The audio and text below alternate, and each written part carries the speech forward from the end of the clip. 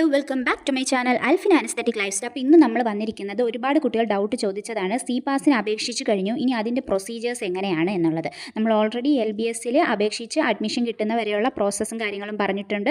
അതുപോലെ തന്നെ PNC MAKയുടെ കാര്യവും AMCS FNCKയുടെ കാര്യമൊക്കെ നമ്മൾ പറഞ്ഞിട്ടുണ്ട്. അപ്പോൾ ഇനി നെക്സ്റ്റ് നമ്മൾ ഇന്ന് പറയാൻ പോകുന്നത് സി പാസ് അപേക്ഷിച്ച് കുട്ടികൾക്ക് വേണ്ടിയുള്ളതാണ്. നിങ്ങളിപ്പോൾ രജിസ്റ്റർ ചെയ്തതിന് ശേഷം അഡ്മിഷൻ കിട്ടുന്നത് വരെയുള്ള ഇവിടുത്തെ പ്രോസസ്സിങ് എങ്ങനെയാണ് എന്നുള്ളത് പറഞ്ഞു തരാം. ഫസ്റ്റ് നിങ്ങളിപ്പോൾ സി പാസിന് രജിസ്റ്റർ ചെയ്തിട്ടുണ്ടാകും. രജിസ്റ്റർ ചെയ്ത കുട്ടികൾക്ക് ഇനി വരുന്നത് കറക്ഷൻ ഡേറ്റ് ആണ്. അതായത് നിങ്ങൾ രജിസ്റ്റർ ചെയ്ത സമയത്ത് ഏതെങ്കിലും ഡോക്യുമെൻറ്റ്സ് അപ്ലോഡ് ചെയ്തത് തെറ്റിപ്പോയിട്ടുണ്ട് എന്നുണ്ടെങ്കിൽ അത് തിരുത്താനുള്ള സമയം, അതിനെയാണ് ഈ കറക്ഷൻ ഡേറ്റ് എന്ന് പറയുന്നത്. നിങ്ങൾക്കിനി കറക്ഷൻ എങ്ങനെ മനസ്സിലാക്കാൻ പറ്റും? അതായത് നിങ്ങൾക്ക് എന്തെങ്കിലും തെറ്റ് പറ്റിയിട്ടുണ്ട് എന്നുണ്ടെങ്കിൽ ഇത് നിങ്ങൾക്ക് വെബ്സൈറ്റിലൂടെ അല്ല അറിയാൻ സാധിക്കുന്നത്. നിങ്ങളൊരു ഇമെയിൽ ID യും ഫോൺ നമ്പറും കൊടുത്തിട്ടുണ്ടാകും.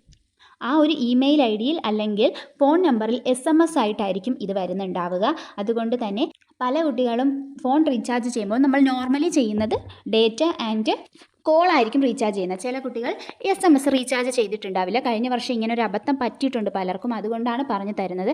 SMS ചാർജ് ചെയ്ത് വെച്ച് കഴിഞ്ഞാൽ മാത്രമേ SMS വരുമ്പോൾ നിങ്ങൾക്ക് മനസ്സിലാക്കാൻ വേണ്ടി സാധിക്കുകയുള്ളൂ. SMS വെച്ചിട്ടുള്ള റീചാർജ് പ്ലാൻ ചാർജ് ചെയ്ത് വെക്കാൻ വേണ്ടി ശ്രദ്ധിക്കുക. അപ്പോൾ ഇതിലൊരു ഇമെയിൽ വരികയാണ്, നിങ്ങളുടെ ഡോക്യുമെൻറ്റ്സ് ഇന്നത് തെറ്റാണ്, ഇത് നിങ്ങൾ റീ അപ്ലോഡ് ചെയ്യണം എന്ന് പറഞ്ഞ് ഇമെയിൽ വരികയാണ് എന്നുണ്ടെങ്കിൽ നിങ്ങളത് റീ അപ്ലോഡ് ചെയ്ത് നിങ്ങളുടെ തെറ്റ് തിരുത്തേണ്ടതാണ്. ഇനി നിങ്ങളുടെ ഈ കറക്ഷൻ്റെ സമയം കഴിയുമ്പോൾ നെക്സ്റ്റ് വരുന്നത് റാങ്ക് ലിസ്റ്റ് ആണ്. ഈ റാങ്ക് ലിസ്റ്റ് ബേസ് ചെയ്തിട്ട് ഇതേ സെയിം ഇമെയിൽ ID വഴി അല്ലെങ്കിൽ SMS വഴി നിങ്ങൾക്കൊരു കൗൺസിലിംഗ് മെമ്മോ വരും. കൗൺസിലിംഗ് മെമ്മോ എന്ന് പറയുന്നത് നിങ്ങൾക്ക് ഇത് നമ്മുടെ normally LBS PNC MAK AMCS FNCK പോലെ 3 അലോട്ട്മെൻറ്റുകൾ വരുന്നതും വെബ്സൈറ്റിലൂടെ അറിയിക്കുന്നതുമല്ല. കൗൺസിലിംഗ് മെമ്മോ എന്ന് പറയുന്ന ഒരു പേപ്പർ നിങ്ങൾക്ക് ആ മെയിൽ ID യിൽ വരും. അതറിയണമെങ്കിൽ കറക്റ്റായിട്ട് മെയിൽ ID SMS നിങ്ങൾ ദിവസേന തന്നെ ചെക്ക് ചെയ്തിരിക്കണം. ആ കൗൺസിലിംഗ് മെമ്മോയിൽ നിങ്ങൾക്ക് ഏത് സബ്ജക്റ്റിന് വേണ്ടിയാണ് നിങ്ങളെ കൗൺസിലിങ്ങിന് വിളിച്ചിരിക്കുന്നത്, ഏത് ഡേറ്റിനാണ് നിങ്ങൾ അവിടേക്ക് പോകേണ്ടത്, എന്തൊക്കെ ഡോക്യുമെൻറ്റ്സ് കൊണ്ടാണ് പോകേണ്ടത് എന്നതെല്ലാം ഡീറ്റെയിൽഡ് ആയിട്ട് കൊടുത്തിരിക്കും. അപ്പോൾ ഇത് കഴിഞ്ഞ വർഷം നടന്നിരുന്നത് കോട്ടയം ഗാന്ധിനഗറിൽ വെച്ചിട്ടായിരുന്നു കൗൺസിലിംഗ്. ഈ കൗൺസിലിംഗ് മെമ്മോ വരികയും നിങ്ങൾ ഇത് കാണുകയും ആ ഡേറ്റിന് കറക്റ്റായിട്ട് ഈ ഡോക്യുമെൻറ്റ്സും കാര്യങ്ങളും അതുപോലെ ടോക്കൺ ഫീയുമായിട്ട് കൗൺസിലിങ്ങിൽ പങ്കെടുത്താൽ മാത്രമേ നിങ്ങൾക്ക് അലോട്ട്മെൻറ്റ് സി പാസ് വഴി ലഭിക്കുകയുള്ളൂ. ഇതാണ് ഇവിടുത്തെ പ്രൊസീജിയർ എന്ന് പറയുന്നത്. അവിടെ പോയിട്ട് നിങ്ങളെ റാങ്ക് ബേസ് ചെയ്തിട്ടായിരിക്കും നിങ്ങളെ അകത്തേക്ക് വെരിഫിക്കേഷന് വിളിക്കുന്നത്. കൗൺസിലിംഗ് എന്ന് പറയുന്നത് ഒരു ഇൻ്റർവ്യൂ പോലെ, പക്ഷേ നിങ്ങളുടെ അടുത്ത് ക്വസ്റ്റ്യൻസോ കാര്യങ്ങളോ ഒന്നും ചോദിക്കില്ല. നിങ്ങൾ കൊണ്ടുപോകുന്ന ഡോക്യുമെൻറ്റ്സിൻ്റെയൊക്കെ വെരിഫിക്കേഷനാണ് അവിടെ നടക്കുന്നത്.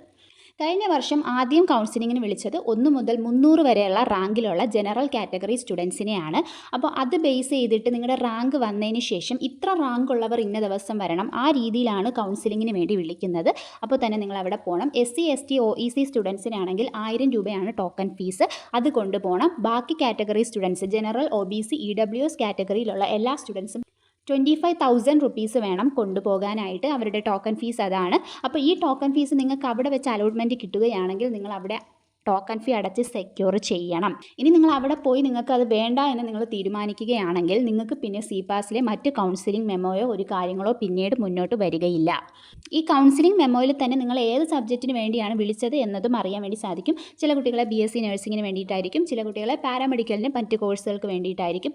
എല്ലാം കൂടി ഒരുമിച്ചായിരിക്കില്ല വിളിക്കുന്നത്. ഇത്ര റാങ്കുള്ള BSc നഴ്സിങ്ങിൻ്റെ ഇത്ര കാറ്റഗറിയിലുള്ള കുട്ടികളെ ആയിരിക്കും ആദ്യം വിളിക്കുന്നത്. അടുത്ത കൗൺസിലിംഗ് മെമ്മോ അടുത്ത ആൾക്കാർക്ക് വരും. അതുകൊണ്ട് എല്ലാവർക്കും ഒരുമിച്ചായിരിക്കില്ല കൗൺസിലിംഗ് മെമ്മോയും വരുന്നത്. ഇനി നിങ്ങൾ കൊണ്ടുപോകേണ്ട സർട്ടിഫിക്കറ്റ് എന്ന് പറയുന്നത് SSLC +2 certificate, TC contact certificate, nativity, community, income, non creamy layer സർട്ടിഫിക്കറ്റുകൾ എന്നിവയുടെ എല്ലാം ഒറിജിനലാണ് ഹാജരാക്കേണ്ടത്.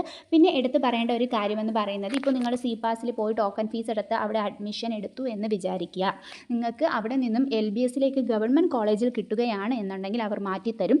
അല്ലാതെ അവിടെ നിന്ന് പിന്നെ നിങ്ങൾക്ക് LBSലോ PNC MAKയിലോ AMCS FNCKയിലോ വേറൊരു കോളേജ് കിട്ടി എന്ന് പറഞ്ഞു കഴിഞ്ഞാൽ സി പാസിൻ്റെ കോളേജിൻ്റെ പെർമിഷൻ ഇല്ലാതെ അവർ നിങ്ങളുടെ ഒറിജിനൽ സർട്ടിഫിക്കറ്റ് തിരികെ തരികയോ നിങ്ങളുടെ ഫസ്റ്റ് ഇയർ ഫീസ് തിരികെ തരികയോ ടോക്കൺ ഫീസ് തിരികെ തരികയോ ഇല്ല.